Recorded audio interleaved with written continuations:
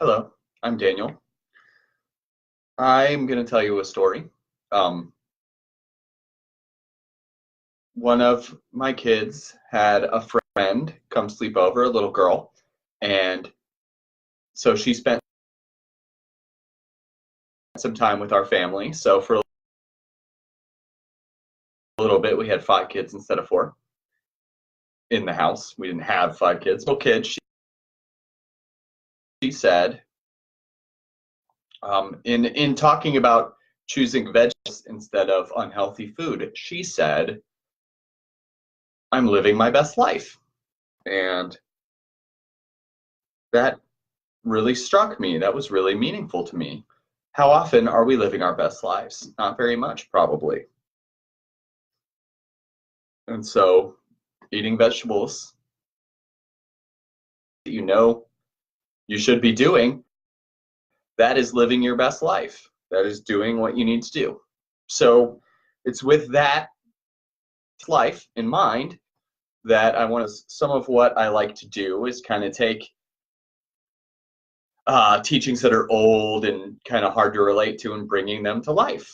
So, in the context of living your best life, I'm going to talk about a teaching called the Zen Gates, or Bodhidharma's Zen Gates. Bodhidharma is the Buddhist teacher who is credited with starting the Zen sect in China. That's what he's famous for. He lived a very long time ago in the context of Buddhist history, like halfway between now and the beginning of Buddhism, a little bit less than halfway between now and the beginning of Buddhism. And anyway, he described these, what he called the four gates, four things that kind of direct us toward walking the right path in life, okay? And I'm going to go over what these four things are, and I'm going to try to make sense of them. So the first one of Bodhidharma's Zen Gates is called Retribution of Enmity. Retribution of Enmity. I think enmity is a terrible, terrible word, isn't it? But what retribution of enmity means is sort of admitting when we're wrong, trying to do better. So a lot of times in life, we are not very honest with ourselves. We either tell ourselves that we're really great and we don't do anything wrong, or we tell ourselves that we're really awful and our life is a total failure. Rarely are we anywhere near the middle, right? We're normally either on one extreme or the other. It's kind of crazy, but retribution of enmity is about admitting when we make mistakes and trying to do better. I've heard, and this could be completely made up, but I've heard that there's this culture where people don't say, "I'm sorry." Instead of saying, "I'm sorry," they say, "I will try to do better." And I think that's really good and really powerful, because if we're honest, when we say, "I'm sorry," what we're really doing is trying to create space so that the person that we're apologizing to can say, "It's okay," right? And just saying, "I will do better," sort of activates our intent. It signals our intent to do better, to not make the same mistake again, to hopefully make less mistakes, or at least make different ones, right? So I will do better. Retribution of enmity is like saying, "I will do better." The second of Bodhidharma's gates is acceptance of circumstances. What is acceptance of? That is, in Buddhism, there's this word that gets thrown around called equanimity.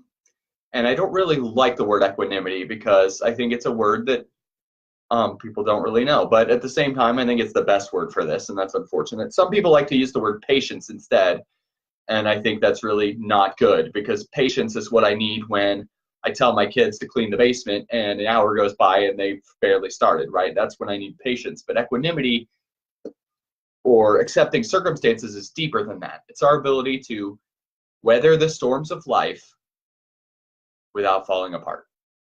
To weather the storms of life without falling apart. So life is going to kick us. It's going to kick all of us a lot. And equanimity is about just accepting that and just trying to get through life anyway and not falling apart and not giving up. It's about having an even mind and not getting so pulled around by our struggles, because it's true that really awful things happen to us, but it's also true that sometimes really little things happen to us and they still ruin our day. So when we talk about acceptance of circumstances, we're especially talking about these really little things that just take us on a train to unhappiness, right? Little things tear us up.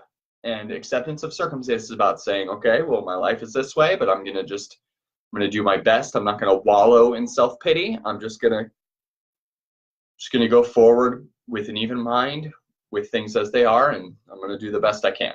That is acceptance of circumstances. And the third one of the Zen gates is the one that I think I probably personally struggle with the most, and this is absence of craving, or to put another way, I would like to call it resistance to craving, or not getting carried around by craving. So what is craving? Craving is the way we give in to our temptations. I have a habit of giving in to most temptations I have all the time. That's what I struggle with, and I think a lot of people struggle with that. So craving, sometimes we feel like we have a hole in our lives that we need to fill, or a hole in our being that we need to fill. So we will eat too much, or we will drink too much. We drink, whether it be alcohol or soda, we often drink too much, right? Or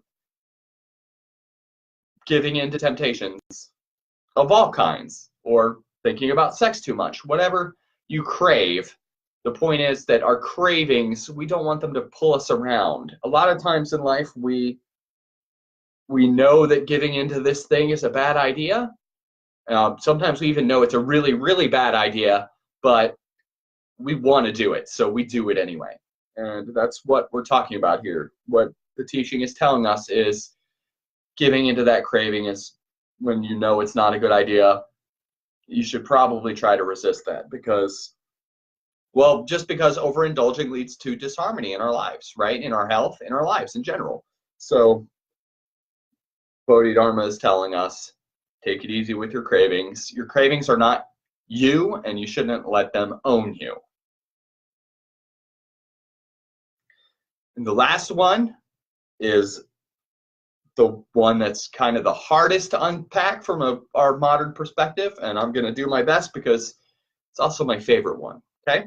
So it's called accordance with the Dharma.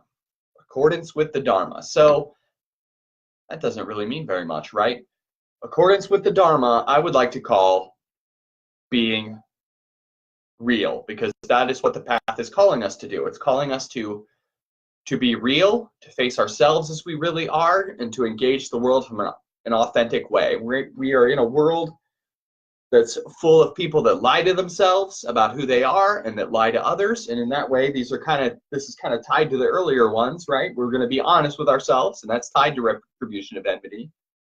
And we're going to be honest about our place in the world, and we're just going to be really real. So I think instead of saying be in accordance with the Dharma, we should say act to be real, and to face your weaknesses and your strengths with it as an accurate a portrayal as you can. Because accordance with the Dharma means, in the traditional sense, it means with the world and your place in it. With reality. It's accordance with reality. So that's why I want to call it act to be real. And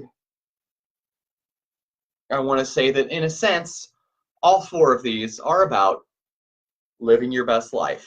How can we live our best life? We can apologize and try to learn when we make mistakes and try to do better. We can try to accept the storms of life with an even mind instead of getting torn apart by them. We can try to manage our cravings instead of just being pulled to and fro by them all the time and obsessing.